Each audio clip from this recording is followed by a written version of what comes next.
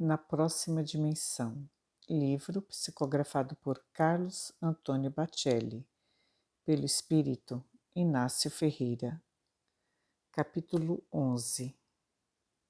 Dos muitos amigos e companheiros de ideal presentes à recepção que o mundo espiritual organizou para Chico Xavier, este espírito, cuja grandeza e valor nem nós, os desenfaixados do corpo denso, saberíamos avaliar, nos deparamos com Sebastião Carmelita, a quem já nos referimos, que se fazia acompanhar por Ivone Pereira, a inesquecível medianeira de Memórias de um Suicida, Caibar Schutel, o apóstolo de Matão, e Batuíra, o grande baluarte na doutrina em São Paulo.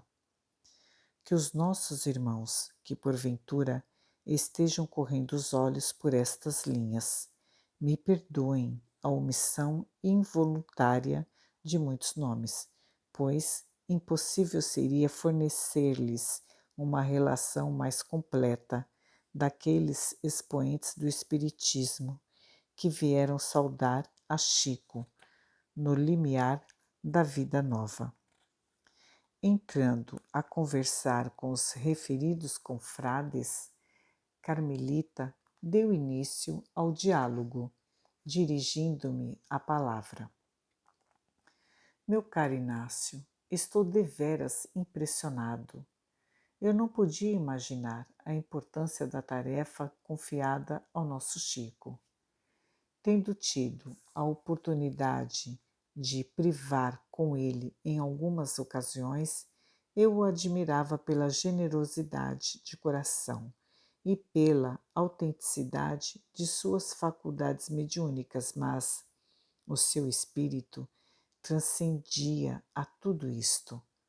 Confesso-lhe que não atinei com a sua elevação espiritual. Os grandes espíritos, Carmelita, aparteou Odilon, sabem como se camuflar na carne. Sem se expor tanto, ele suportou ferrenhas perseguições. Pensemos no que seria caso as trevas tivessem acordado antes. Não nos esqueçamos de que, nos últimos 3 anos, os espíritos que se opõem ao Evangelho tentaram comprometê-lo de todas as formas, mas então ele já estava a cavaleiro da trama em que procuraram enredá-lo. Você tem razão, Odilon, disse Ivone Pereira. Se, em meu diminuto trabalho na condição de médium, me submeti a terríveis assédios e várias vezes cheguei a considerar a possibilidade de me afastar, meditemos no que o Chico terá enfrentado para não esmorecer. E é bom que se diga, se desencarnados e encarnados de não espíritas e principalmente de espíritas. Infelizmente, sempre fomos os mais exigentes com os outros e por demais condescendentes conosco. O personalismo talvez seja a maior característica de nossa imperfeição. Supomos sermos o que efetivamente não somos e nos conferimos na doutrina uma importância que não temos. Ivone, falou o venerável Batuíra, combati em mim essa tendência personalista a vida inteira. Não é fácil para o espírita administrar as próprias mazelas. Estamos imersos nas sombras por muito tempo e, de repente, a luz. Ficamos desnorteados, sem saber o que fazer de nós mesmos e nos tornamos presas indefesas dos espíritos que permanecem à espreita. Não fosse a proteção da misericórdia divina, cairíamos frequentemente. De minha parte, afirmo-lhes que procuro me esquecer do trabalho. Envolvia-me com os meus doentes, escrevia os meus artigos, orava diariamente. Enfim, procurava dar ocupação às mãos e à mente, pois caso contrário, às vezes, com o propósito de me defender, chegava a ser ríspido com quem me elogiava. Aquelas palavras melífluas soavam aos meus ouvidos como uma cantinela satânica. Felizmente, pude aguentar-me de pé e não me precipitei no abismo de maiores desilusões. Não fiz o que deveria ter feito, mas, pelo menos, não cruzei os braços na ociosidade. Compreendo o que o nosso Batuíra quer dizer, asseverou Caibar.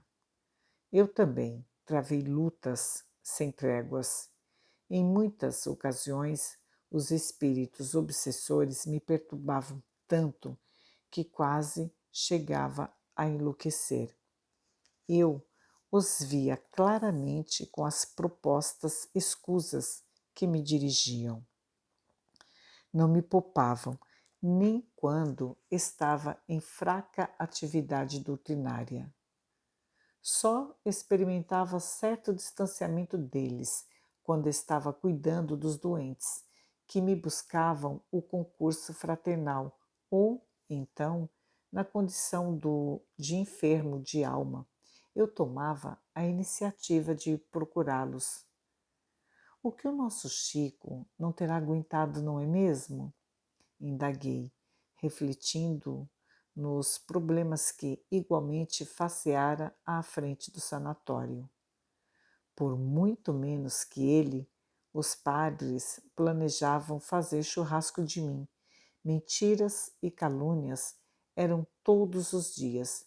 Diziam que eu estava enriquecendo à custa dos dementes e que, à noite, ia para o hospital promover orgias com os meus pacientes.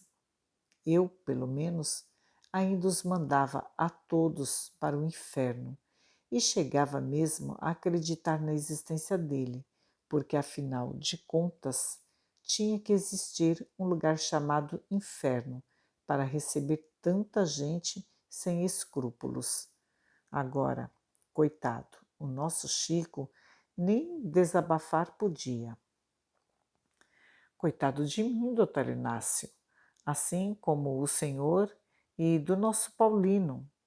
Perdoe-me incluí-los comigo nesta lista, que, embora fora do corpo, continuamos a nos arrastar como se nele ainda estivéssemos. Falou Lilito Chaves, já um tanto refeito da emoção de instantes atrás.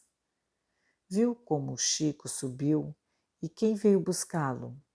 Eu pensei que tivera feito muita coisa, mas a verdade é que nada fiz. Se não fosse o conhecimento da doutrina, teria feito menos ainda, mas a fórmula tomou novamente Ivone a palavra. Está em sabermos conciliar o cultivo de nós mesmos, que nos requisita momentos de introspecção, e o trabalho em benefício dos outros. Uma centração e uma descentração, como nos ensinava Teilhard de Chardin. Não podemos nos isolar e não podemos deixar de nos recolher à nossa própria intimidade. Carecemos de imitar o movimento das ondas do mar, que se retraem e, de novo, se lançam à praia, como se estivessem num eterno movimento de expansão. Resumindo, interveio Carmelita com liberdade, é pegar na charrua e, incansavelmente, lavrar e semear. Em se tratando de caridade, é preferível fazer sem pensar. Quem se procura muito em si mesmo acaba se perdendo. Vejamos o exemplo de Chico, que nunca se afastou do convívio com o povo. Creio que, se ele tivesse mediunicamente trabalhado mais recluso, talvez as suas obras tivessem ganhado em profundidade, mas, com certeza, teriam perdido em luz espiritual. Os livros psicografados por ele, tão impregnados estão de luz, que bastará a qualquer um tê-los nas mãos para que comece a se iluminar. De cada página emana uma resplandecência divina que esclarece e emociona. Ao contrário das obras tão humanizadas de muitos outros medianeiros, asseverou Lilito pesaroso. Mas cada qual faz o que pode, retrucou Odilon. Não podemos exigir que todos os médios se nivelem a Chico Xavier. Seria um contrassenso. Em um pomar, cada árvore frutífera é fadada a reproduzir de acordo com a sua capacidade. Entre frutos da mesma espécie, iremos encontrar diferenças de qualidade. Cabe a quem vai à feira escolher o que adquire para lhe atender à fome. Não podemos, Lilito, exigir que os nossos irmãos médiuns se trajem, do ponto de vista moral, de acordo com o figurino que trabalhamos para eles. Não raro, sem perceber, estabelecemos comparações e chegamos a ser cruéis com aqueles medianeiros que não são candidatos a missionários, mas sim à quitação dos próprios débitos. A conversa seguia interessante, mas as imediações do velório começavam a se esvaziar. Quase todas as luzes que se haviam naturalmente acendido já se haviam apagado, e no ar permanecia apenas doce fragrância que nos inebriviava. Estávamos preparando-nos para retornar às nossas atividades, quando Batuíra, num largo sorriso, saudou o companheiro que se aproximava. José Gonçalves Pereira. Como você vai, meu irmão? Onde é que estava? Que eu não pude encontrá-lo antes.